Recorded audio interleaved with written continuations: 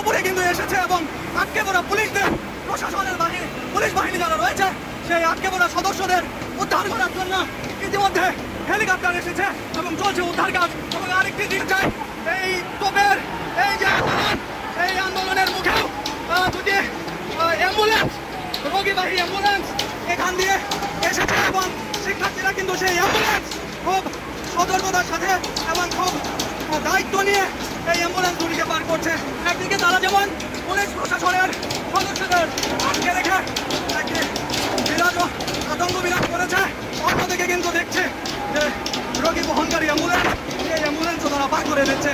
দর্শক, দেখানোর চেষ্টা করছি রাজধানীর প্রগতি সরণিতে কানাডিয়ান ইউনিভার্সিটিতে হঠাৎ করে ছাত্রদের উপরে আক্রমণ করে কানাডিয়ান ইউনিভার্সিটিতে আটকে পড়ে একদল পুলিশ প্রশাসন এবং সেই প্রশাসনের সদস্যদেরকে রক্ষা করার জন্য, রেস্কিউ করার জন্য ইতিমধ্যে র্যাবের একটি টহল হেলিকপ্টার অর্থাৎ উদ্ধারকারী হেলিকপ্টার কানাডিয়ান ইউনিভার্সিটির উপরে এসে ল্যান্ড করেছে।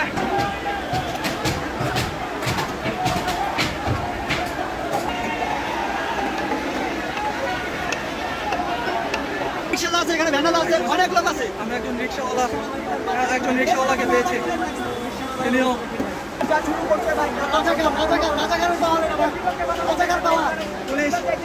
পুলিশ আমরা দেখতে পেয়েছি পুলিশকে এখানে আটক করে রাখা হয়েছিল। কি কারণে, পুলিশ কি করেছিল? সকাল থেকে এখানে গুলি বর্ষণ করতেছে ছাত্রদের